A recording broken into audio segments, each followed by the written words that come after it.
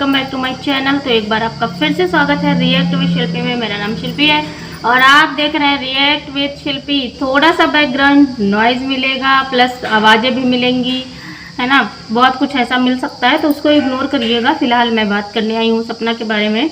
तो बहुत कुछ चल रहा है सोशल मीडिया पे। मैं थोड़ा सा बिजी थी इसलिए वीडियो नहीं आ पाया, उसके लिए क्षमा प्रार्थी हूँ।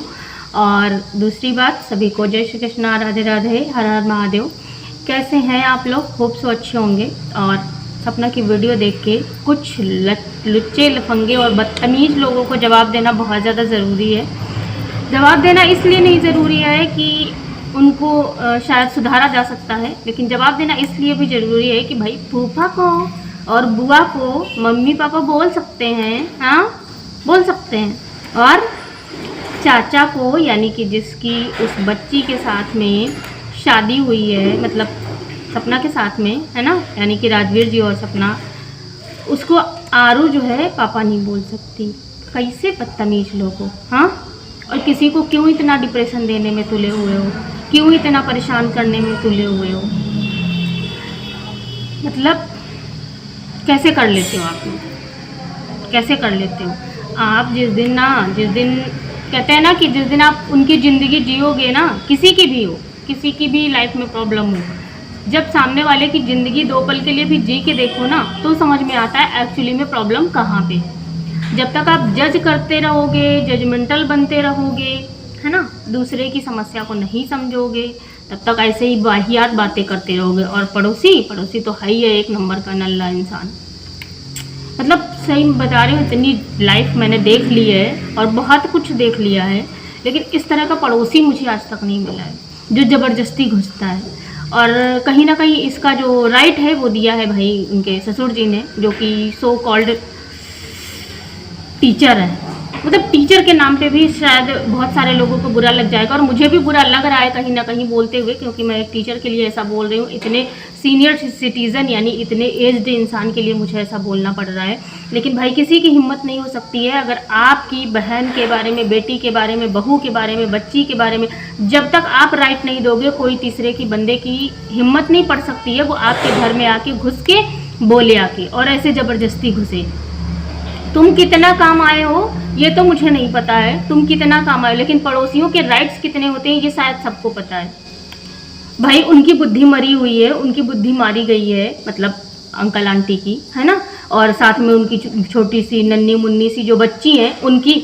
लेकिन आपकी तो बुद्धि खुली हुई है भाई, आप ही दिमाग लगा लो, आप ही पता कर लो कि भाई जो है पड़ोसियों की क्या राइट्स होते हैं, उनको कैसे रहना चाहिए, कैसे नहीं रहना चाहिए, कितनी इंटरफेयर करनी चाहिए। एक हस्बैंड वाइफ का रिलेशन होता है, एक भाई बहन का रिलेशनशिप होता है, एक बहन बहन का रिलेशनशिप होता है। लेकिन जब 2 बहनों की लड़ाई होती है तो तीसरा नहीं बोलता है, जब 2 भाइयों की लड़ाई होती है तो तीसरा नहीं बोलता है, जब हस्बैंड वाइफ की लड़ाई होती है तो तीसरे नहीं बोलते हैं। क्यों? क्योंकि सबको पता होता है कि भाई एंड में इन लोगों को तो एक ही हो जाना है, बेकार में मेरे को बुरा नहीं बनना है ना, मेरे को बुरा नहीं बनना है। देवरानी जेठानी की लड़ाई होती है तो तीसरा कोई आके घुस नहीं जाता है, और अगर घुस भी जाता है तो वो बुरा ही बन जाता है, ज़बरदस्ती, है ना।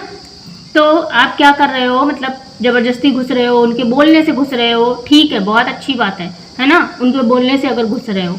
लेकिन आपको शायद ये पता नहीं है कि लास्ट में जो फैमिली होती है ना वो एक हो जाती है, और अगर नहीं भी होती है ना तो एक दिन रियलाइज़ होगा, एक दिन ऐसी सिचुएशंस क्रिएट होंगी, फिर सारे लोग एक होंगे। भाई फैमिली है, फैमिली को कोई नहीं अलग कर सकता है। मतलब हम देखे हैं एक दूसरे को मार काट, लड़ाई झगड़े, एक दूसरे को यहाँ तक की नौबत आ जाती है, लेकिन लास्ट में एट द एंड ये होता है कि वही फैमिली एक हो जाती है।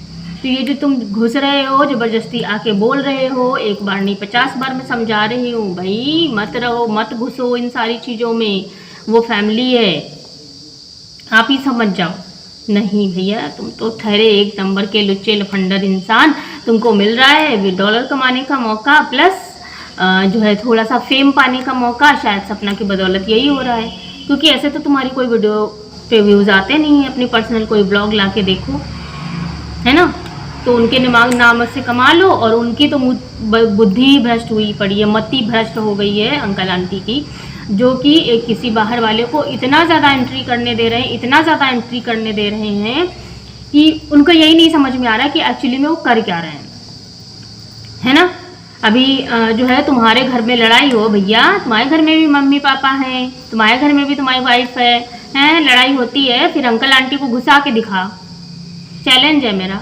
और ऐसा तो है नहीं, ये मत बोलना कि मेरे घर पे लड़ाई नहीं होती है, सबके घर पे लड़ाई होती है, सबके घर पे लड़ाई होती है, ठीक है।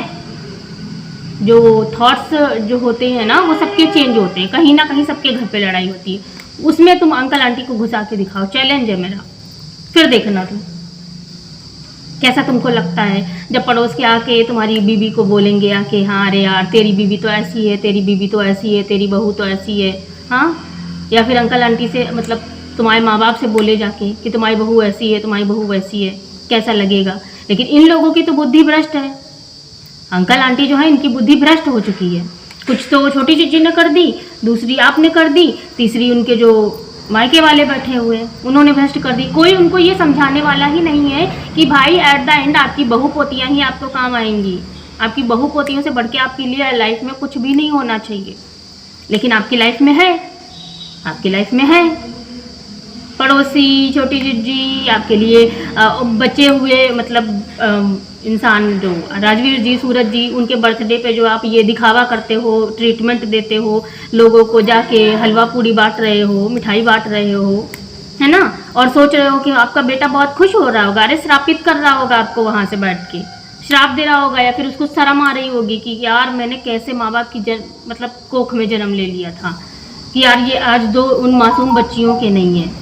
हाँ, एक चीज़ मैं यहाँ पे रोकना मैं चाहूँगी, मुझे लग रहा है बोलना चाहिए, मैंने सोचा था मैं बोलूँगी लेकिन इधर फिर से स्यापा हो गया। यहाँ पे मैं ये बोलना चाह रही थी कि भाई जैसे जो सपना ने अंशु को लेके, जो आरोही ने जो अंशु को लेके जिस तरह से बातें कही कि हाँ ऐसे व्लॉग देखा होगा आपने, वो नहीं करना चाहिए सपना को। और मतलब अगर ऐसा बच्चा बातें बोल रहा है तो आपको समझाना चाहिए कि भैया ये बेटा ये बड़ों की चीज़ें हैं, मत बोलो आप, ये गलत चीज़ है। यहाँ पे मैं सपना को भी समझाना चाहूँगी, ठीक है हम ये कह रहे हैं कि वो बुरे हैं, रहने दो बुरे, लेकिन हमें बुरा नहीं बनना, और हमें अपने बच्चियों को तो बिल्कुल भी बुरा नहीं बनाना है, अपनी बच्चियों को तो बुरा नहीं बनाना। और जब बुरा नहीं बनाना है तो हमें बताना ही नहीं ना कि ये बुरा होता क्या है, और बुरे मतलब फिर हमें बताना ही नहीं अंशु कौन है। मिलते हैं आराम से, जो भी नॉर्मल सा बिहेवियर होता अपना, ठीक है जाने दो, क्या करना। वहाँ पे इस तरह की चीज़ें तुमने ब्लॉग में डाल के तुमने गलती कर दी, क्यों? या तो फिर वहाँ पे अगर होता तो आप जो ओपिनियन है अपना वो भी साथ में क्लियर करती, तुमने नहीं किया, यहाँ पे तुमसे गलती हुई, इसलिए जनता तुमको कहीं ना कहीं बोल रही है। ऐसी गलती नहीं करनी चाहिए थी। मतलब अगर हमारे साथ में कोई बुरा है तो मत बनो बुरा, उतना बुरा तो मत बनो, वैसे मत करो, ठीक है। जहाँ पे कहते हैं ना कि जहाँ पे हमें समझ में ना आए वहाँ पे हमें साइड से निकल जाना चाहिए। तुमने ब्लॉग बना के बताया कि मैं मिलने जा रही हूँ, बहुत अच्छी बात है। ये भी बताया कि वो तीसरी लोग हैं जो उनको मैं नहीं जानती, वहाँ पे रह रही हैं, उनको मैं नहीं जानती, ठीक है बहुत अच्छी बात है, वो दूर रहे बहुत अच्छी बात है। लेकिन तुमने जो वो